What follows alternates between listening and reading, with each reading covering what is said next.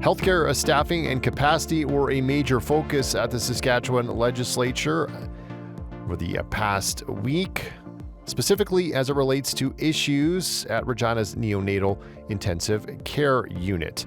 Here to discuss, our political panel, Murray Mandryk, who writes a political column in the Regina Leader-Post and Saskatoon Star-Phoenix. We're also joined by Jeremy Symes, who covers the legislature for the Canadian Press. Good morning, Jeremy. Good morning. Good morning, Murray. Good morning. So, Jeremy, let's start with you. What's happening with the NICU at Regina General? Yeah, so the Saskatchewan Union of Nurses put out a post on social media this week about the NICU at the General operating at overcapacity. It's short staff, and even saying that they were down to their last ventilator at one point.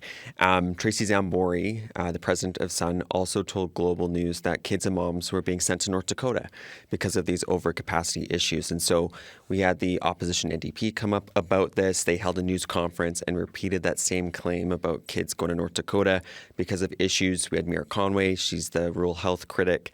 She's also pregnant, saying, if it's a situation she was in, she would not want to be told that you have to go down south for care. And she says the government needs to really stabilize these dire issues at the NICU. Now, reporters and everyone went to the Saskatchewan Health Authority for some answers here, and they put out a statement saying no transfers of NICU babies and moms have been going to North Dakota, and it hasn't happened since 2008. It does say there is a surge at our NICU here and because of demand, but there's still capacity in Saskatchewan, so moms and babies can go to Saskatoon or Prince Albert for care.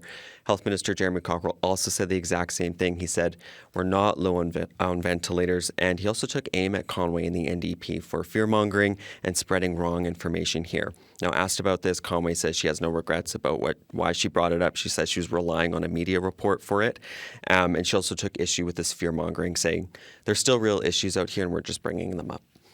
Murray, this is turned into like a two-day story, and a lot of it had to do with where are the facts here, who's telling the truth.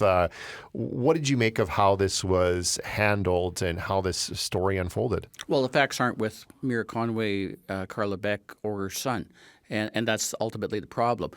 It's a mess, and my life story covering politics for as long as I have, you always run into this mess. And I will say that one of the problems that exists is the reality that the government is not known to be particularly forthright or honest on most matters. Jeremy Cockrell, as education minister, did not develop that reputation. The government does not have this reputation in health. It silenced Saskatchewan Health Authority long ago during COVID because it didn't particularly like the message the Saskatchewan Health Authority was sending out, in essence, questioning government policy on lifting restrictions when it shouldn't be. So it clamped down on Sask Health Authority as the messenger. So now all of a sudden we have to go to Sask Health Authority on the story of the NICU. The story in NICU is there's a big problem in Regina. And if there's a shortage of ventilators, or if there's even a struggle to do this, this is an issue that we need to address. That's a whole lot different than sending newborn babies and mothers to the United States for treatment, which did not happen, according to the Saskatchewan Health Authority, and no one seems to be able to question that. The Sask Health Authority has no particular reason to lie about this. They certainly don't seem to. There's no indication that they are.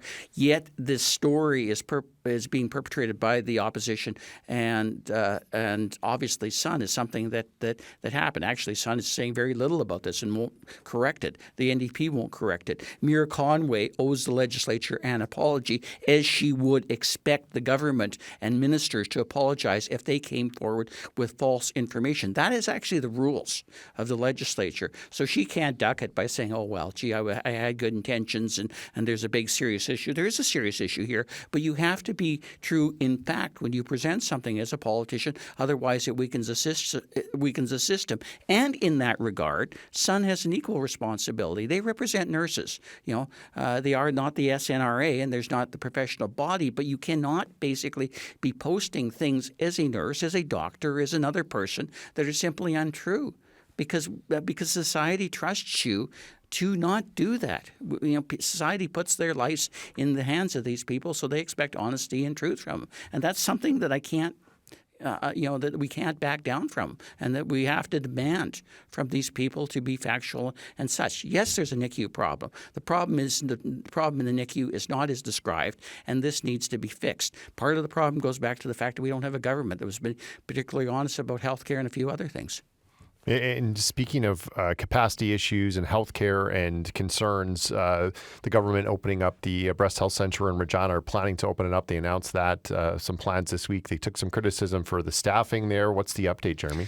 Yeah, so this is opening at the Regina Center, crossing the breast health center, kind of just north of downtown here.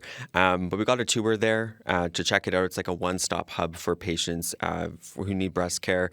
You can get your surgeries there, mammograms, follow-up care.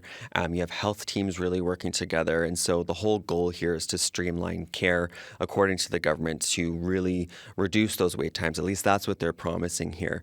I thought it was interesting. We had Brianna Balduke. She's a survivor of breast cancer. And she says, when she was going through our system 5 years ago, she was traveling to different hospitals, going to different clinics for appointments. And so that can create a lot of anxiety. So having this one place you only have to go to would be really helpful, she was saying. But the issue, like you mentioned, was the staffing issues. So the opposition NDP is saying, well, the new staff here are really just coming from other parts of the health system. There's no actual new additional staff to the breast health center. And then there was a Pasqua Health Clinic as well doing breast cancer care. And so those staff are moving over. So there will no longer be the clinic at the Pasqua. So the NDP took some issues with that. Now, we asked Health Minister Jeremy Cockrell about this, and he's saying, yes, those Pasqua staff are coming over. On the staffing front, he's saying, generally we're working to hire more staff in Saskatchewan. And he also took some criticism about patients still going to Calgary for breast health care.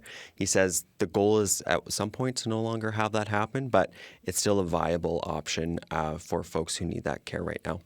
And Murray, switching gears here, we had SUMA, and there's always a focus on what the Premier's message is there, the opposition's talking about, the bear pits. When it comes to what the Premier had to say, what did you take away from his message to SUMA members? Well, two solitudes. What the Premier had to say to SUMA, what SUMA had to say to the Premier seem to be two different things. The message that the Premier has to say, and actually, interestingly, all Sask Party MLAs is, it wasn't that budget great, and aren't you happy with all the money you received? And there was some congratulatory notice from municipal leaders, as there always are. I thank my boss for my paycheck every day. So, why would there not be? But all that said, there's significant problems in various communities, and not even necessarily the largest ones, regarding the social crisis, regarding housing, regarding houselessness, homelessness, regarding the drug problem. The Premier's message to SUMA in regard to that was awfully focused on the notion of punitive reactions and responses to the drug crisis. We're going to get tough on fentanyl possession dealers. We saw legislation in the chamber this week addressing that particular issue. I'm an old man, and I saw the war on drugs not working 40, 50 years ago when Ronald Reagan attempted it. As such, we do have to deal with the social problems that the government says that they're dealing with, but it's all framed in this notion that we have to deal with the drug problem. Well, we do have to deal with the drug problem, but I don't necessarily think that it will solve it in terms of the way you're dealing with it. And I think that that is the message that municipalities are trying to share with the government right now. We have homelessness in our towns and cities. We have a drug problem in our towns and cities. And what you are doing right now doesn't seem to be addressing this problem. And while for some, seeing governments get tougher on these issues is the solution, maybe a vote buyer, I don't necessarily think it is. But those people responsible for municipal governments are not seeing it as such. And I think that's where there is this huge difference between the message that we're getting from the government that he's delivering to municipalities and maybe what municipalities are telling him back. Murray, thanks for this. You're very welcome. Jeremy, thank you. You're welcome.